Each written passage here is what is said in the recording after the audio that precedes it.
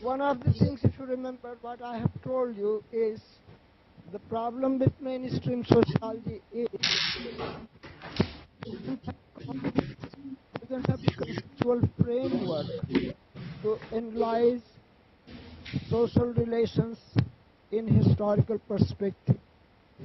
One of the reasons for that is that the idea of social in mainstream sociology is strictly limited and limited.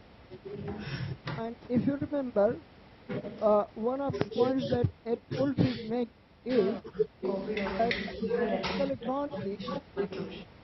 that political economy overcomes the limitations of mainstream sociology. Now, once again, I want to remind you that there are two major points that Eric Wolf is making. One of them is that while human society is a bundle of interconnected relations, this way it is presented in mainstream sociology, in mainstream historiography, is that these relations are disconnected. While humanity is connected, it is presented as bounded, essentialized, like Canadian society, Indian society, American society, and there is a problem with that. Second point that he makes is that this presentation of his is like a moral success story, and we talked about it, first problem with that. Talking about mainstream social sciences, if you remember, that the problem with mainstream social science is that it connects the economic from political, social from cultural. And that's a very serious problem. This is what he says, that it is like pouring water in bottomless pit. And then he talks about political economy, that political economy overcomes of mainstream sociology, mainly because in political economy, social reality is seen, economic and cultural are seen as intrinsically interconnected. I repeat, political, economic, and cultural are seen as intrinsically interconnected. Now, here is something very, very important I want to tell you. Economic, political, and cultural as intrinsically connected needs a particular conceptual framework. One may argue, for instance, that you can study economics separately, you can study political science separately, you can study culture separately, and then bring them together. But that's not how social sciences work. It's not exactly how it works. Instead, you need a conceptual framework. You need theoretical assumptions which can see the intrinsic link between the so-called economic, political, and cultural. And unfortunately, mainstream sociology did not develop that framework. Again, because mainstream sociology has defined social, and you remember we started with that problem. I asked you how you define social, and the meaning of in mainstream sociology is it includes family, it includes neighborhood group, it includes community. Sometimes it includes ideology, but otherwise what it calls norm, value systems, that is all included there. But that again you can see that it leaves out the political, it out the economic. Because mainstream sociology's assumption is that economic is for economics, political is for political science, and sociology has a realm called social, which is not economic and political, or which is independent of economic and political. And that's a flawed view of social reality. That's a flawed view of social reality. Now, here is my question. How does society come into being? What brings society into being? You are all students of sociology. You have done your sociology for 3-4 years. My question is, and sociology, you will agree, sociology is study of society. Now, what brings society? What creates society? What is, yeah. Exactly. That's sociological answer. That is sociological answer. And that answer is correct, but only partly. Is that okay, guys? Yeah, yeah. What? Where we could not hear. So No, we could we not couldn't get hear the that. answer. It's not properly audible. No. What was The mic isn't on, I guess. her mic isn't on. I think. We can't hear. उनका mic on नहीं है. It always so बोल दीजिए. पता नहीं चला. Okay, what she's saying that it's values, norms which make society. And I'm saying that that answer is partly correct, only partly correct. Values and norms are part of society, but they do not make society. And another thing is, where do values and norms come from? Where do values and norms come from? How do values and norms change? These are basic questions of sociology. These are essentially the questions that sociology starts. But the answer to that is always vague. Answer to that is almost mystical in mainstream sociology. And guys, listen, you don't have to agree with anything that I'm saying. That's the first lesson of this course. That everything that I'm saying is questionable. Everything that I'm saying may be just as wrong as correct as the views I'm critical of. The whole burden of this course is to enable you or to encourage you to be critical of everything that I'm saying. I have no well, I mean that is too much to boast of, monopoly of truth or anything. I don't want to use those words, but sociology is a very controversial subject, and I teach it very controversially. So everything that I'm saying is controversial, and you have every right to contradict me. I will love to hear your intervention, and I will love to hear contradict me and if you differ with me. Okay. So what I'm going to start with is the key concepts in political economy. And key concepts in political economy means how to study Marxism and why Marxism. Why Marxism is the only way to study society. And that is the whole burden of this talk. Why Marxism, which is called political economy. So to begin with, let me tell you one thing. The political economy actually started not this far. You may remember or you may have told, which is correct, is that before Marx there was classical political economy. And actually that will be the subject matter of our next lecture, when we are going to discuss three sources and three component parts of Marxism. That is one of the things that we will discuss, that one of the sources for Marxism was classical political economy. And classical political economy had already developed in England. And the three most important political economists until today, from those days whose views are still important, were James James Mill, David Ricardo, uh, James Mill, and third one I'll remember that. But David Ricardo and James Mill, particularly David Ricardo, was very important. And Adam Smith, David Ricardo, James Mill. The significance of this project is, and that's the problem we discussed, and unfortunately you could not join. Unfortunately for us, we could not see you. That one of the problems in sociology is what C. Wright Mills called sociocentrism.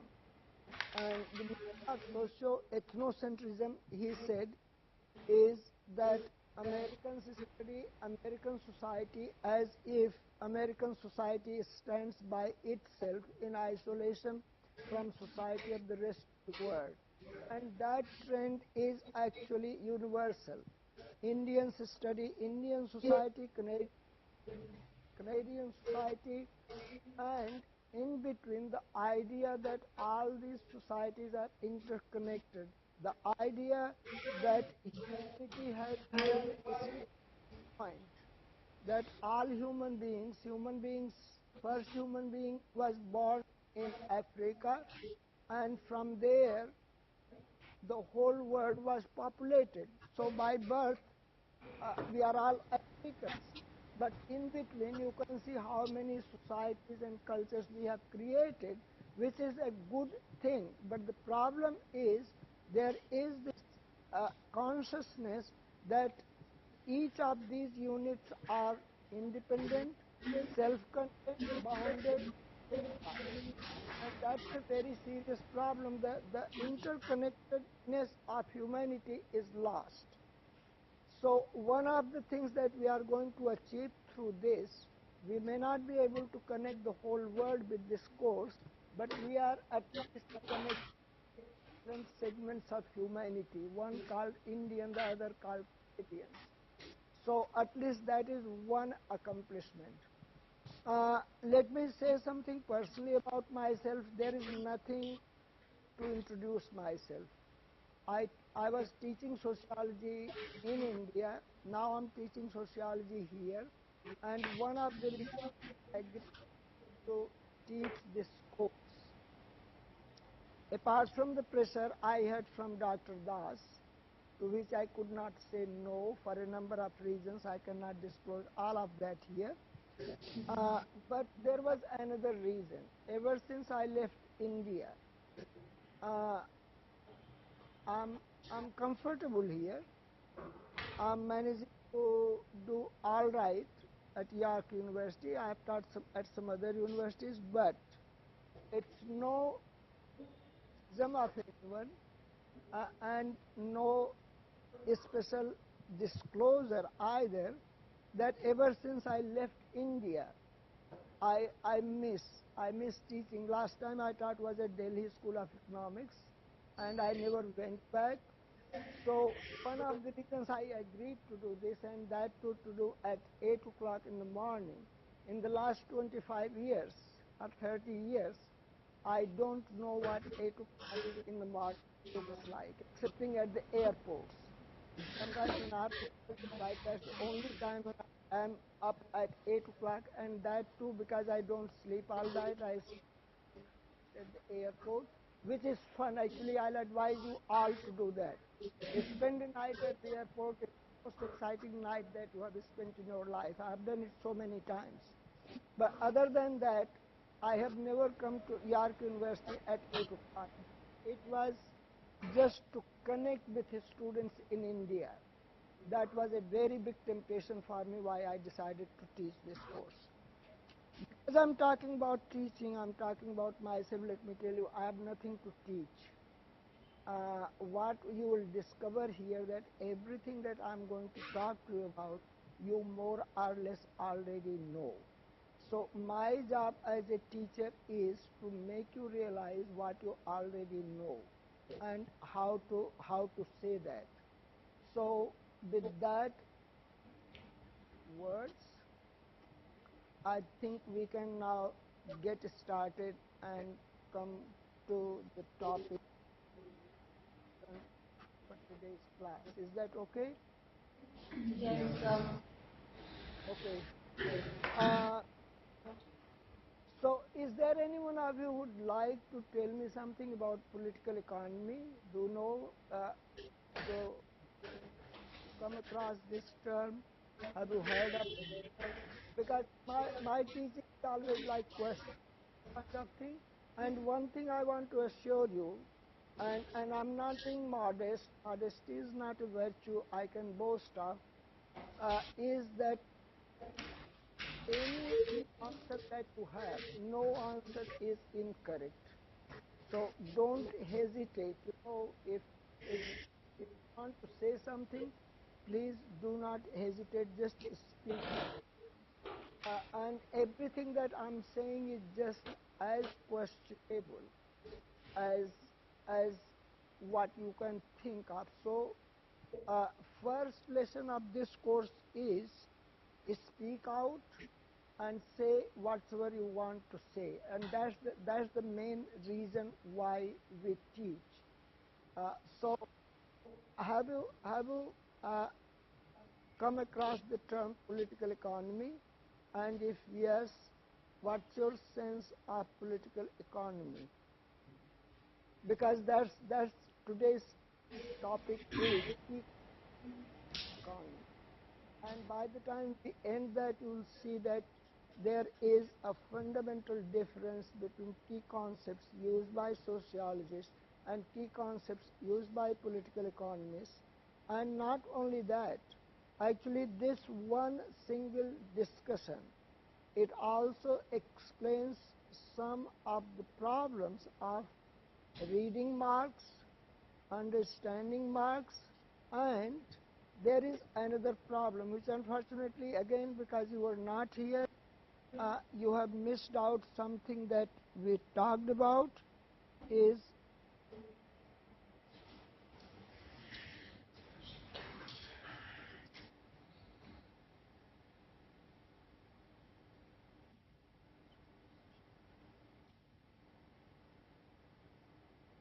before saying anything, let me just briefly say why am I talking so much of Marx.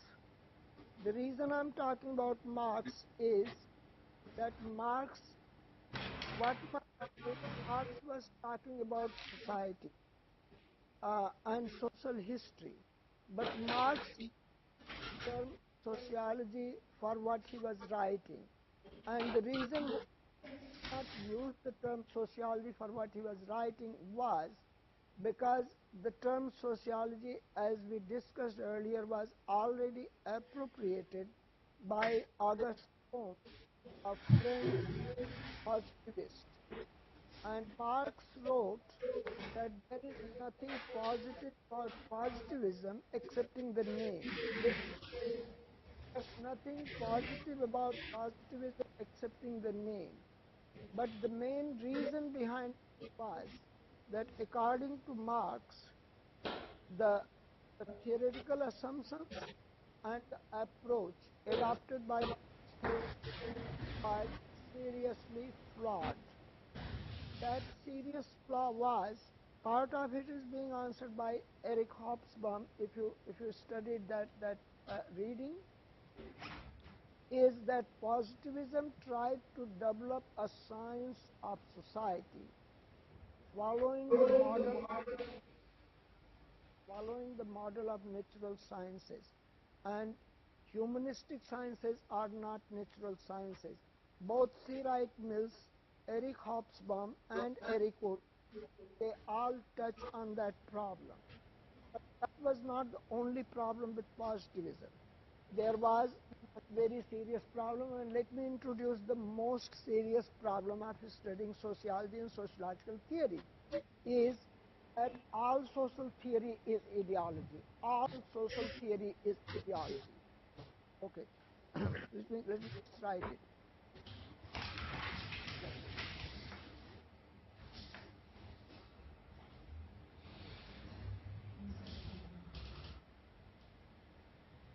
But the difference is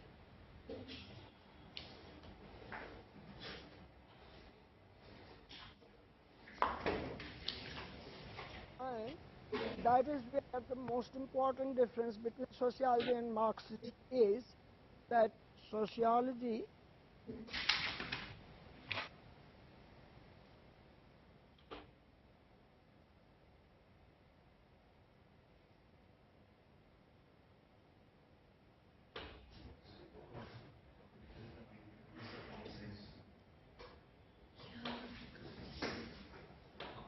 Excuse me, sir. Could you increase the size of the font, please? It's not visible. I'm trying to increase it here. It's not coming on this screen. All right, sir.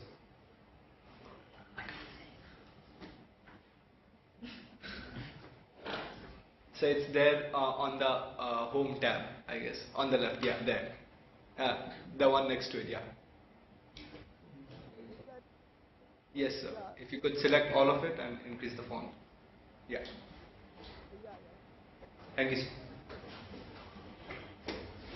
But first you select. Yeah.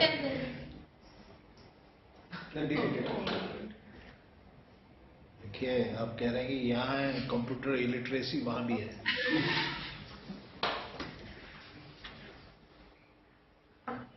अभी पूरा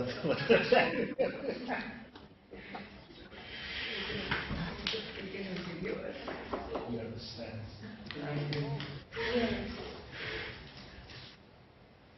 Okay.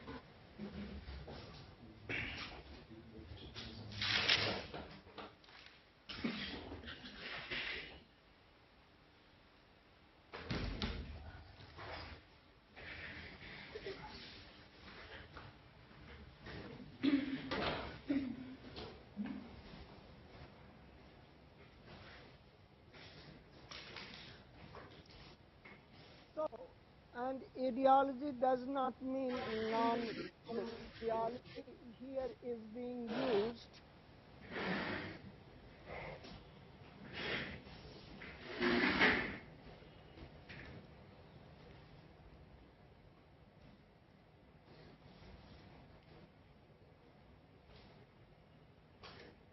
a particular perspective, a vantage point from which to narrate your story. And the vantage point of narrating story adopted in mainstream sociology is the one in which laboring classes are either absent or less important. Makes history, and that's why I'm saying that unfortunately we have missed the classes. But one of the questions we discussed is one of the contributions of Marx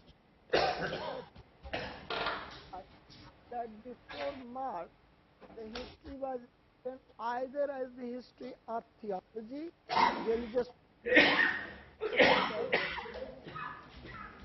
all horizon of religion, or else it was history of political dynasties, history in terms of what is called the big man view of history. Who made history? Julius Caesar made history.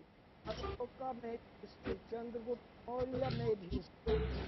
But the contribution of laboring class to the making of human history was unknown, and that is really will contribution of Marx. Before Marx, some other people tried it, nobody tried it like Marx. Marx was not expected, and one of them are going to talk next day that Marx was not born. Marx did not originate all those ideas. Actually, Marx originated nothing. Everything that Marx did either from his contemporaries or people who had been there before him. It is the combination. It is what he took from him, what he rejected from them, what makes Marxism. So again, just to repeat that one single most important contribution of Marxism to the study of sociology, to the study of society is the contribution of labor, laboring class to the making of human history. So the difference between sociology, positivism for instance, and Marxism was that positivism wanted to reinstate aristocracy. And once again, this needs a little bit of background to understand sociology. That, and again, this is a problem that we have already discussed here, but I'm repeating, and in any case, I keep on repeating myself because I have very little to say. One or two things to say, I keep on repeating. So here is again what I'm repeating. What we have already done here is that sociology. To have any idea when was sociology born and what were the historical conditions under which sociology as a discipline emerged? When was sociology born and what were the historical conditions under which sociology was born as a discipline? How old is sociology as a discipline? Sir, as old as the French Revolution? Yeah. And the That, industry. and what was the French Revolution about? Thanks, that's a great answer. What was the French Revolution about?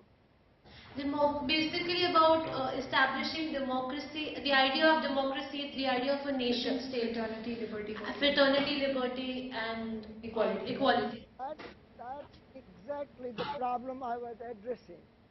It was the idea of fraternity, equality, and liberty. And what came out of it?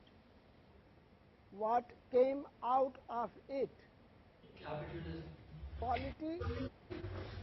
Quality, fraternity, freedom. What came out of it shows inequality. And that inequality has been increasing, and you will be surprised, you should not be surprised to know that the 200th anniversary of the French Revolution, which was in 1989, they dropped the slogan of equality. They still retain the slogan of freedom, the slogan of inequality, because after 300 years of capitalism, inequality, rather than decreasing, inequality has been increasing, and today increased and increasing and accentuating inequality is the single most serious problem plaguing capitalist societies. And French Revolution was the operation, that surgical operation, that made intervention that brought the child capitalism out. So English Revolution 100 years before the French Revolution, then French Revolution, these revolutions were the revolt of the rising class, which was bourgeoisie, against the established aristocratic class, defined by the peasants, who were the subordinate class of feudalism. In other words, the French Revolution and English revolutions were the revolutions against feudal regimes. And one of the slogans of the French Revolution, English Revolution, was the idea of equality, because landlords and peasants were never equal. Kings and subjects, queens and their subjects were never equal. Inequality was taken for granted, hierarchies were taken for granted. Then came bourgeoisie and said, no, privilege by birth and disprivilege by birth is bad to human beings. We are going to create a society in which there will be no privilege by birth, no disprivilege by birth, and everybody will have equal starting point. And why? It was all bullshit. It was bullshit because the starting point of capitalism is, and that is one of the problems we are going to here, the starting point of capital is inequality of labor and capital. Wait for that. That's the problem we are going to discuss when we are going to talk about the origin of capitalism. And that starting point of inequality has been actually increasing, And I'm going to tell you, I've already problem, and this Satyarth University, to you, it's not anything strange or new, that in addition to existing inequality of class and status, capitalism added the inequality of race. Race is a modern capitalist concept. It did not exist in pre-capitalist societies. So racial inequalities, class inequalities, status inequalities are accepted under capitalism. So what they did, they dropped the slogan of equality. Freedom they still retain. I don't have time to talk to you about freedom, but we will talk about capitalism, the origin of capitalism, actually the idea of freedom and free labor is very much there, and we'll talk about that. Freedom itself has to be understood. What is the meaning of freedom in capitalism and modern capitalist society? So that brings me back to my point that sociology is ideology. If you read sociology from the point of view Auguste Comte, and Max Weber. So Durkheim and Max Weber, most of they have selected because the discussion of sociology, you'll find that two perspectives, one presented by Marx. This may sound a little bit simplest and simplified, but between Marx and Weber, actually, you'll find there are two views about that. And again, I want to argue that this simplistic presentation, uh, Marx and Weber represent two different theological viewpoints. And mainstream sociology has followed Weber in Marx.